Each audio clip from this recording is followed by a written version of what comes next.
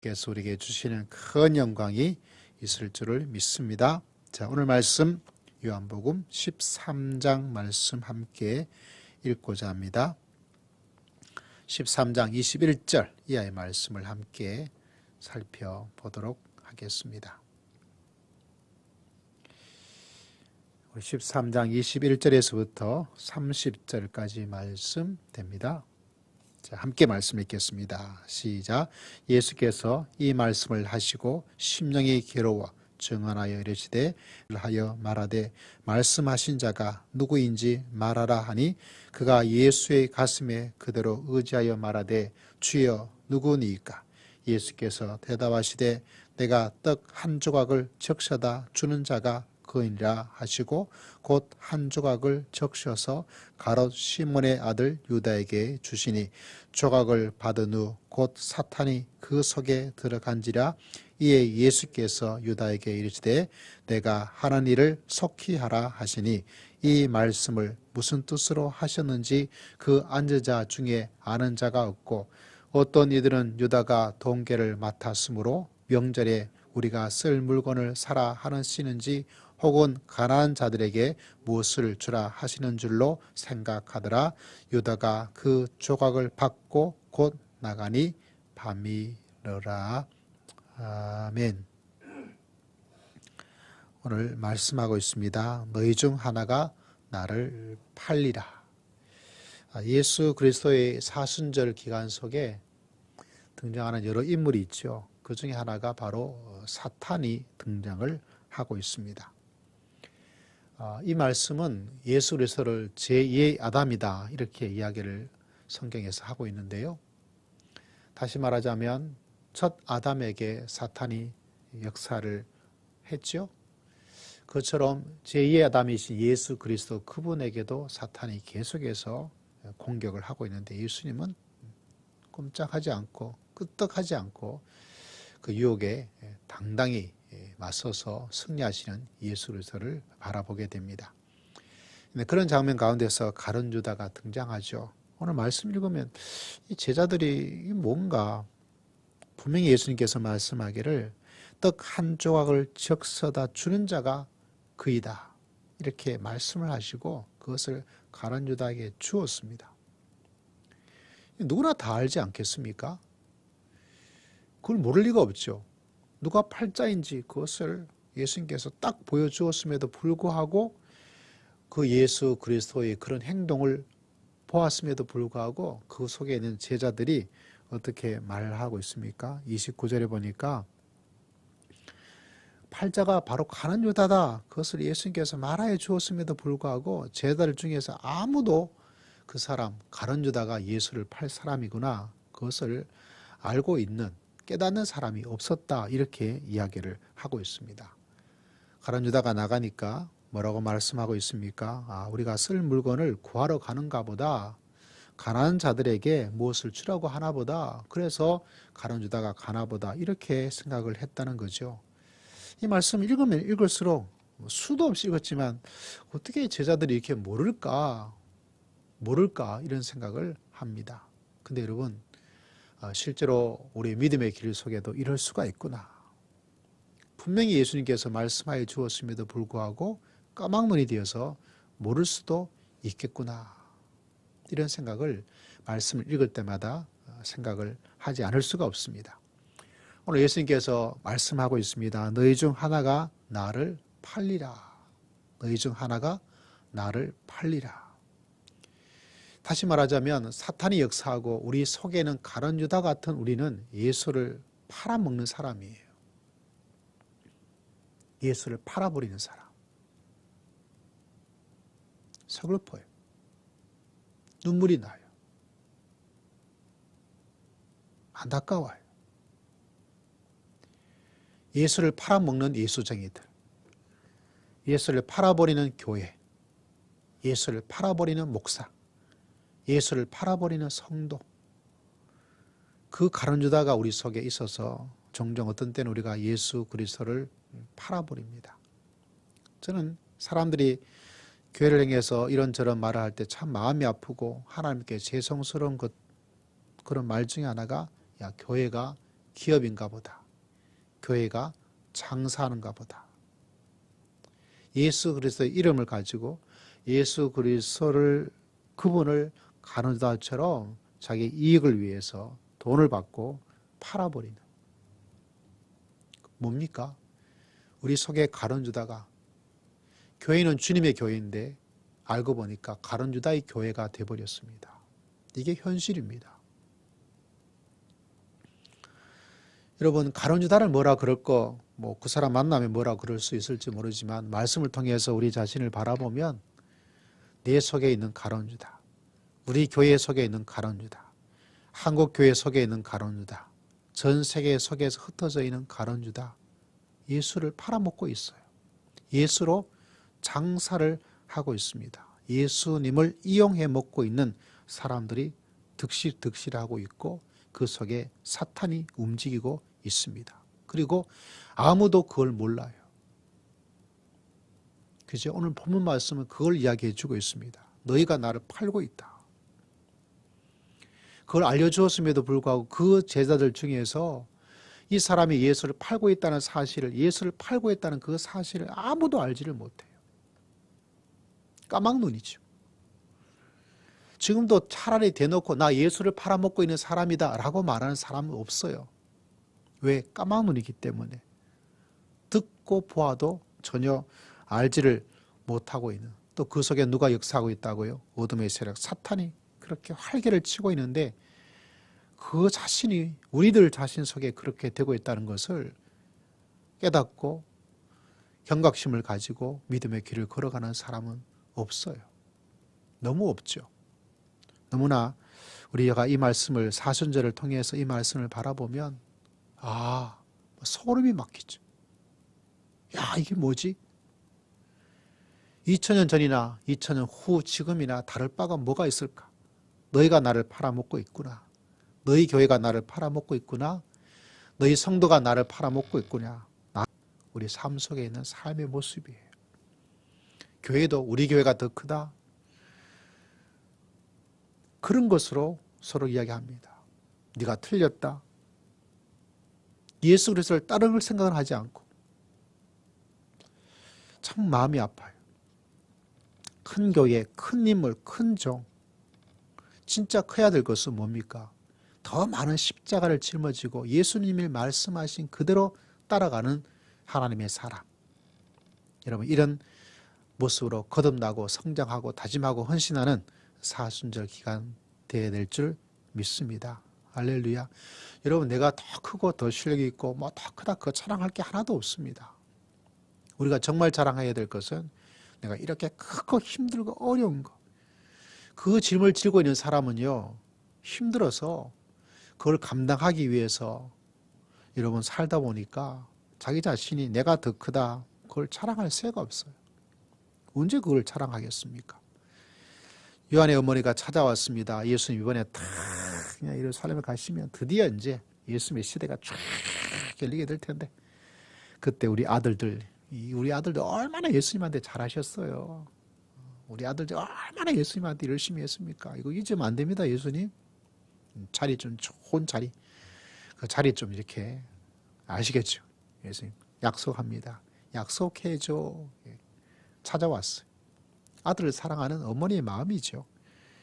그러나 그것이 그렇게 좋은 모습은 아닙니다. 이게 또 있습니다. 내가 더 높은 자리에, 더 큰 소리를 칠 수 있는 자리에 올라가려고 하는 그런 모습들, 이 목회자들도 참 많이 회개하고 저도 많이 회개해야 되죠. 더 좋은 자리, 더 큰 어떤 자리. 말로는 사명이 어떻다 말하지만은 과연 그럴까? 사명이라면 꼭 그렇게 해야 더 큰 사명일까? 남들이 가지 않는 곳에, 남들이 감당할 수 없는 그곳에 가는 것이 더 큰 사명이지 않을까? 이런 반성의 이야기를 항상 마음속에 다짐을 해봅니다.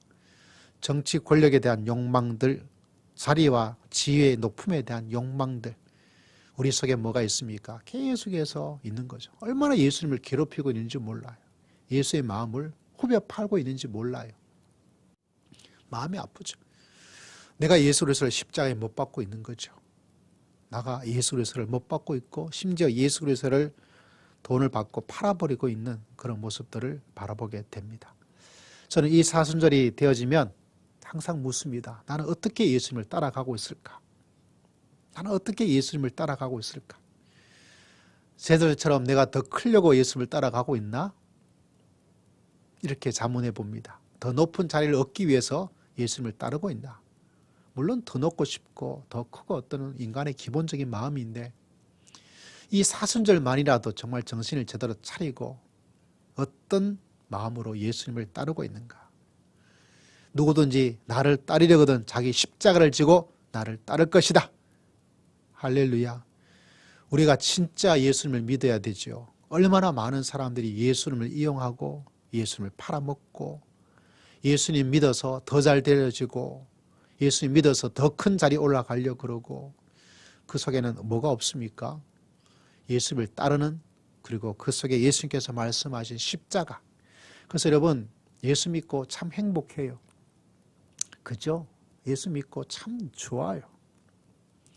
이런 말도 있어야 되지만 예수 믿고 너무 힘들어. 예수 믿고 너무 힘들어. 저는 이 말도 좋다고 생각해요. 왜 그렇습니까? 예수님의 십자가. 할렐루야. 예수님께서 우리에게 남겨준 그 십자가 지기 때문에 예수님 믿으니까 참 힘들어. 이 말도 참 많았으면 좋겠습니다. 사순절만이라도. 나 예수 믿고 나서 마음이 너무 힘들어. 예수 믿고 나서 교회 다니고 나서 내가 너무 몸이 힘들어. 이런 말도 좀 있어야 되지 않겠어요? 우리에게 주신 십자가가 행복의 십자가가 아니잖아요. 기쁨과 즐거움의 십자가가 아니잖아요. 그러나 그 십자가 후에 오늘 찬양에 뭐라 그랬죠? 십자가 후에 뭐가 있어요? 영광이 있을 줄을 믿습니다. 십자가 없는 곳에 뭐가 없어요? 영광이 없어요. 제가 다니는 탁구장 관장님 자기 카톡에 보면 그 글자를 쓰게 돼 있잖아요. 운동하는 사람들이 늘 좋아하는 단어입니다. 영어로 돼 있어요. No pain, no gain.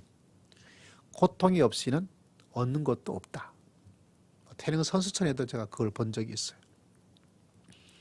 여러분 운동을 하는 이 땅에는 올림픽 한번 나가려고 운동하는 그 사람들도 막 땀을 얼마나 뻘뻘 흘려요. 유도 선수들, 레슬링 선수들, 뭐 달리기 선수들 땀 흘리지 않은 사람 아무도 없어. 그죠? 탁구 선수들 얼마나 아침부터 저녁까지 거기 붙여진 게 뭐예요? No pain, no gain. 고통이 없이는 얻는 것이 없다. 고통이 없이는 영광이 없다. 이 땅에 있는 사람들도 고통을 하고 고통을 뛰어넘어서 뭐합니까? 영광을 바라보고 있어요. 근데 예수 그리스도를 믿는 사람들은 진짜 나빠요. 노 페인이 아니라 노 십자가. 그러나 예스 글로리. 십자가 없이 영광을 얻어먹으려고 그래요. 공짜를 좋아해서 그런가? 그런 자문을, 그런 생각을 이 사순절을 해야 됩니다, 여러분. 이건 선택사항이 아니에요. 내가 십자가 없이 영광에 가려고 하고 있는 것은 아닌가. 십자가는 싫어. 고통은 싫어. 짐은 싫어. 근데 뭐를 하고 싶어요? 영광. 그건 없어요, 여러분. 십자가 후에 영광이 있다는 사실 꼭 마음속에 기억하는 사순절, 그리고 그 은혜 가운데 거할 수 있는 우리 모두가, 여러분 모두가 되시기를 주의 이름으로 축복합니다. 할렐루야. 이 마음이 없다면 사순절이 무슨 의미가 있겠어요?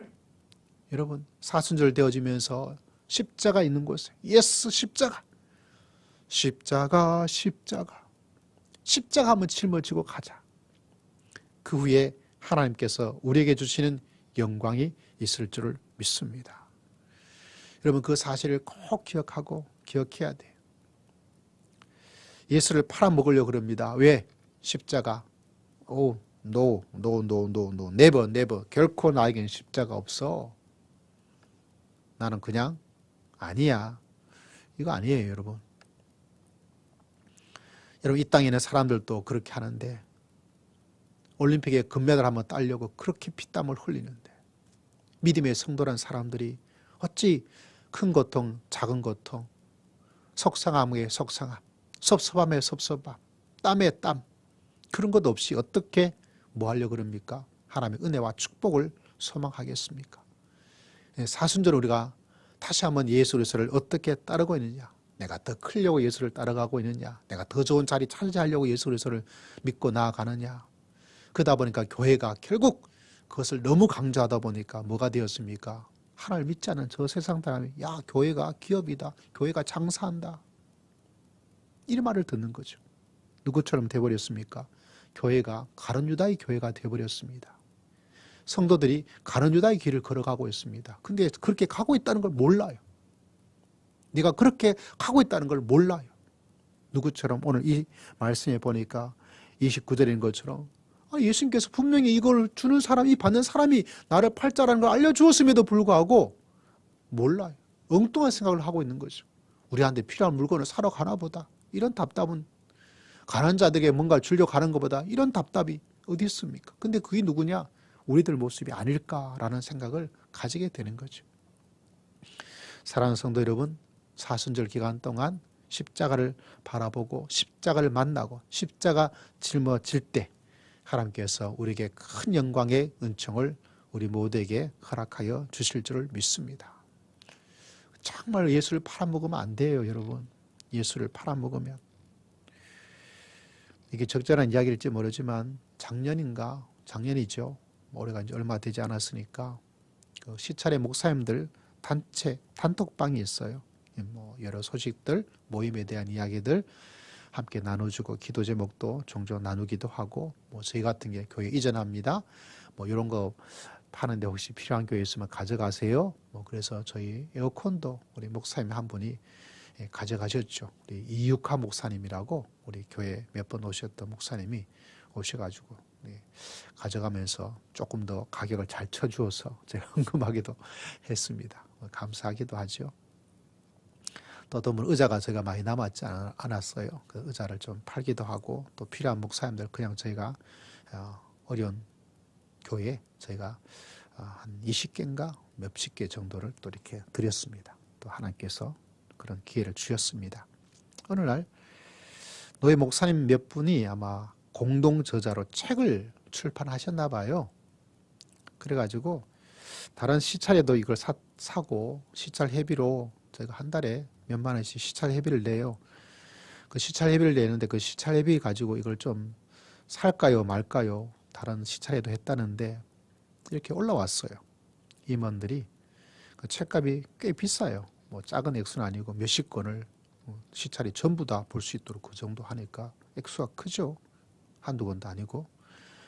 그렇게 좀 사줬으면 좋겠다. 그렇게 이야기하더라고요. 그러면서 하시는 말씀이 이걸 팔아가지고 어려운 개척교회를 돕겠다 그러더라고요. 의도가 참 좋죠. 그래서 이렇게 해도 될지 시찰의 목사님들 의견을 좀 듣고 결정하겠습니다. 임원이 올렸어요. 아무도 답을 하지 않더라고요. 제가 이제 생각을 해봤어요. 기도하면서 어떻게 답을 드려야 되나. 책을 사달라는 목사님도 모르는 사람도 아니고 또 개척교회를 돕겠다고 이야기하는데 근데 제가 이렇게 답을 올렸어요. 어떤 글을 올렸냐면 그 돈 액수가 작은 액수가 아닌데 모든 시찰의 목사님이 사볼 정도로 책을 이야기하시는데 그 돈으로 개척교회를 돕겠다고 말씀을 하시는데 차라리 그 살 돈으로 지금 우리 시찰에 개척교회 하시는 목사님한테 직접 주는 게 더 낫지 그걸 왜 개척교회 돕겠다고 사달라고 말을 하는지 나는 좀 이해가 잘 안 됩니다. 차라리 그 돈으로 개척교회를 돕겠다니까 살 그 돈으로 우리 시찰에 개척교회 목사님 도와줬으면 더 좋겠습니다. 라고 올렸어요. 장로님 제가 잘했나요? 참 조심스러웠어요.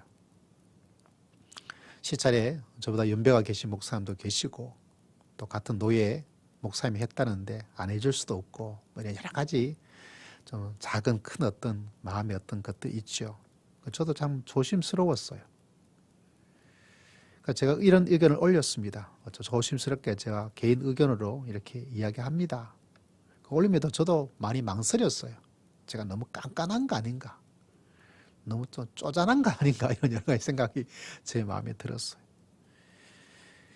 제가 뭐 물꼬를 좀 텄다면 텄을까요? 그렇게 올리니까 이제 시찰의 다른 목사님들이 거의 비슷한 의견을 올려주시더라고요. 뭐 책에 대한 뭐 여러 가지 이야기도 조금 하면서 뭐 그분들을 뭐라고 말한 건 아니지만은 그 의도가 글쎄 과연 그렇게 공감이 되질 않았어요. 제가 왜 이야기를 하냐면 우리가 뭔가 하나님의 일을 한다고 하면서 자칫하면 자꾸 예수님을 이용하고 예수를 팔아버려요. 여러분 얼마나 조심해야 되는지 모릅니다. 얼마나 조심하고 또 조심해야 되는지 몰라요. 여러분 이제 사순절의 기간을 우리가 지내고 있으면서 정말 기억해야 될 것은 하나님, 나 이제까지 내가 예수님 팔아먹고 살았어요.